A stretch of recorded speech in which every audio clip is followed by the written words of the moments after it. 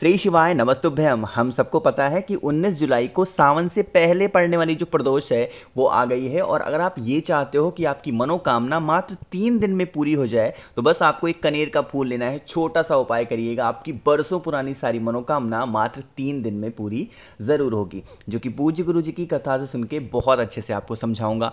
अब वो कनेर का फूल हमें कहाँ कहाँ पे चढ़ाना है, कैसे करना है, इन सभी की बात करेंगे, तो वीडियो को पूरा देखिएगा, ठीक है ना।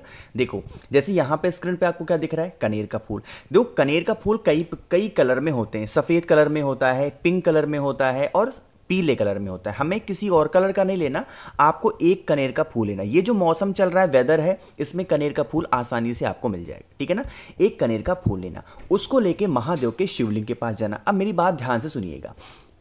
आपको पता होगा महादेव का पूरा परिवार शिवलिंग के ऊपर ही विराजमान है। पता है, आपके पास में जो एक कनेर का पुष्प है, फूल है, उसे हमें 5 स्थान पे टच कराना है। लेकिन नियम समझिएगा, वो 5 स्थान कौन कौन से हैं। सबसे पहला स्थान होना चाहिए भगवान गणेश का स्थान। विघ्नहर्ता भगवान गणेश के स्थान पे कनेर के फूल को टच कराना, ठीक है ना। दूसरा स्थान, देखो हर तरीके से नहीं टच कराना, दूसरा स्थान यहाँ पे चेंज हो जाता है। जो दूसरा स्थान होगा वो आपको माता अशोक सुंदरी के स्थान पे टच कराना है, शिवलिंग के ऊपर, ठीक है ना। 2 जगह टच करा दिया। तीसरी जगह आपको टच कराना है माता के कटी भाग पे, जिसको हम लोग हस्त कमल भी बोलते हैं। अब जो 2 जगह आपको बताने जा रहा हूं वो मेरी बात बहुत ध्यान से सुनिएगा।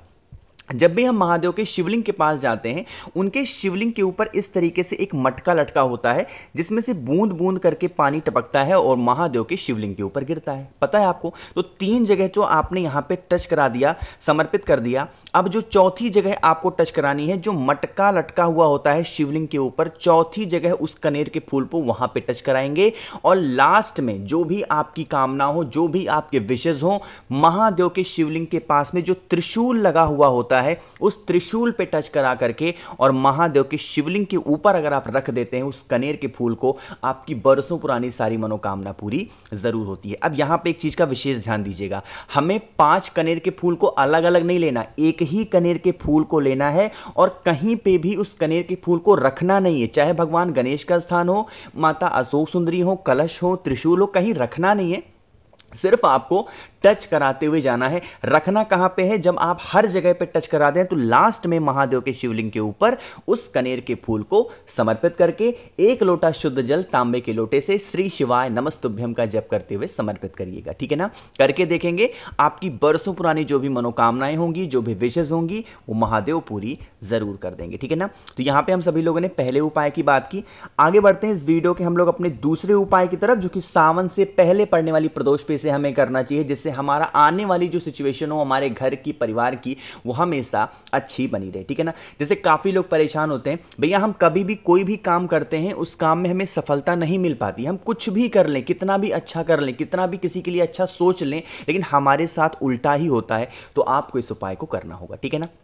क्या करिएगा, जैसे यहां पे आप सभी को क्या दिख रहा होगा, जल दिख रहा है, मतलब 2 पात्र दिख रहा है। आपको भी अपने ही घर से लेना है 2 पात्र।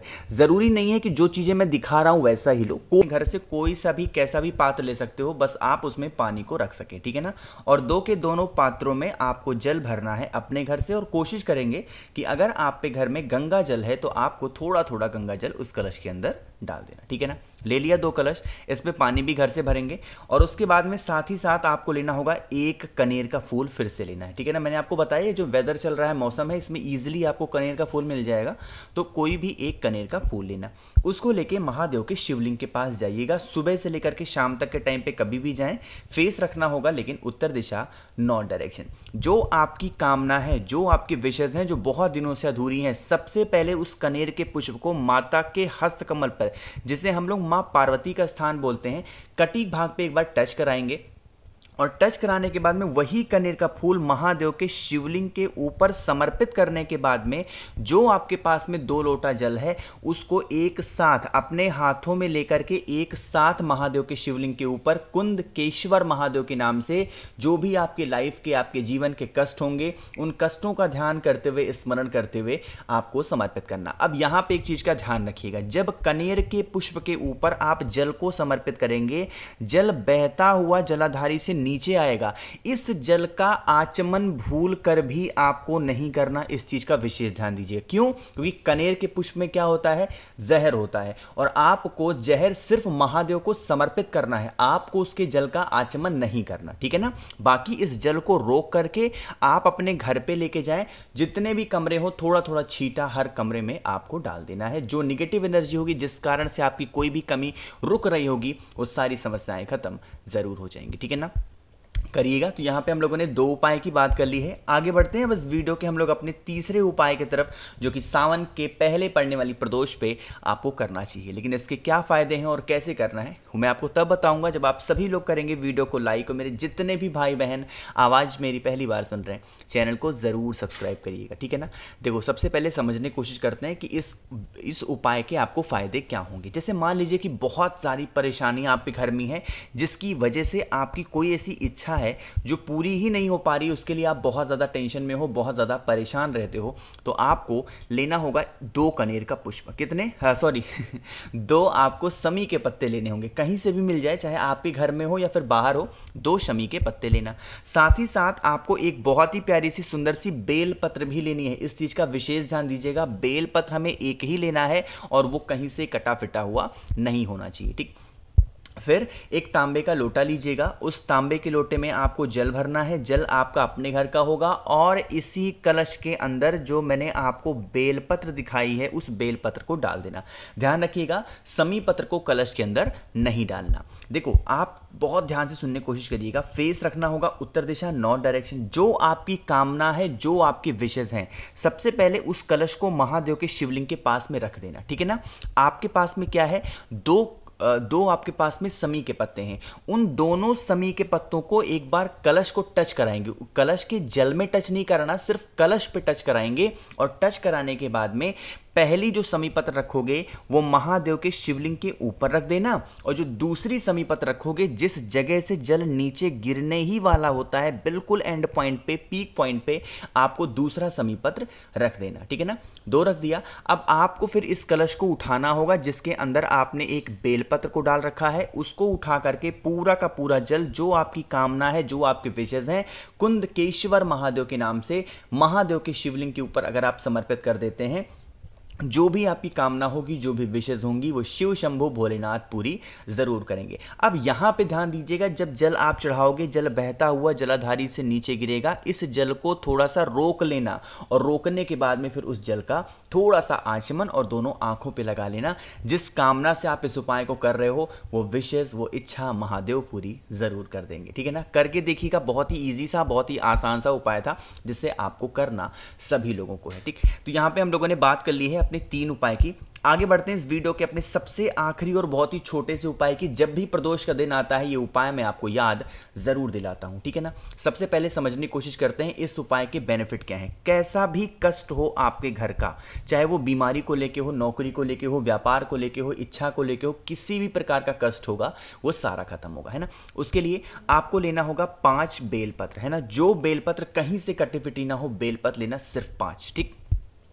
5 बेलपत्र के साथ में आपको लेना होगा इस तरीके से एक तांबे का लोटा, और फिर से वही काम करेंगे, जल भरेंगे अपने घर से और पहुंचेंगे महादेव के शिवलिंग के पास में, ठीक है ना।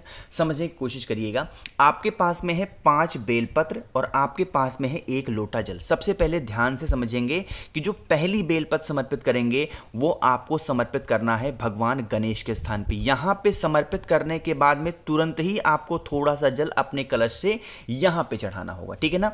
दूसरा काम क्या करेंगे? दूसरा, आपको जो बेलपत्र होगा भगवान कार्तिकेय के स्थान पे समर्पित करेंगे और यहां पे भी थोड़ा सा जल चढ़ाएंगे। तीसरी जो बेलपत्र होगी माता अशोक सुंदरी के स्थान पे समर्पित करेंगे और फिर यहां पे भी जल थोड़ा सा चढ़ाएंगे। जो चौथी बेलपत्र होगी माता के हस्त कमल पे समर्पित करेंगे और फिर यहां पे भी जल चढ़ाएंगे। और लास्ट में जो 5वीं बेलपत्र होगी, वो महादेव के शिवलिंग के ऊपर समर्पित करके जितना भी बचा हुआ जल आपके कलश में है, वो पूरा का पूरा महादेव के शिवलिंग के ऊपर समर्पित करेंगे। जिस जिस जगह पे आप बेलपत्र को समर्पित करेंगे, जिस जिस जगह पे आप जल को समर्पित करेंगे, उन सभी जगहों पे आपको अपनी मनोकामना, आपको अपनी विशेष को जरूर बोलना है, जिससे महादेव खुश हो जाएं और आपकी बरसों पुरानी जो भी मनोकामनाएं हों वो बहुत जल्दी पूरी हो जाएं, ठीक है ना। और जीवन के जो कष्ट होंगे वो तो खत्म होंगे। बस एक ही चीज का ध्यान रखिएगा, जैसे आपने मान लीजिए पहली बेल पर चढ़ाई, फिर आपको थोड़ा सा जल चढ़ाना। अब भगवान कार्तिक के स्थान पर चढ़ाया, थोड़ा सा जल चढ़ा दो, फिर यहाँ पे थोड़ा सा जल चढ़ा दो, फिर यहाँ पे थोड़ा सा, मतलब जिस जगह पे बेलपत्र चढ़ाओगे उस जगह पे थोड़ा थोड़ा जल भी समर्पित करते हुए चले जाएंगे। और जल को भी बार बार बदलना नहीं है, जो कलश आपके पास में है उसी कलश में से 5 जगहों पे जल चढ़ाना होगा, ठीक। तो मैंने कोशिश की है आप सभी लोगों को बहुत ही प्यार से, बहुत ही अच्छे से समझाने की। बाकी वीडियोस पसंद आ रही हो तो लाइक ज़रूर करिएगा। कुछ पूछना है, नहीं समझ में आया तो उसके लिए बिल्कुल परेशान ना हो, नीचे कमेंट सेक्शन में पूछिएगा, मैं पूरी कोशिश करूंगा आप सभी को रिप्लाई करने की। बाकी मेरे जितने भी भाई बहन मेरी आवाज़ पहली बार सुन रहे हैं, चैनल को ज़रूर सब्सक्राइब करेंगे। और हाँ, अगर आपको मुझसे बातें करनी है फ़ोन पे या फिर इंस्टाग्राम पे तो हमें फॉलो कर सकते हैं द नेचुरल प्लैनेट 108 सर्च करके। श्री शिवाय नमस्तुभ्यम।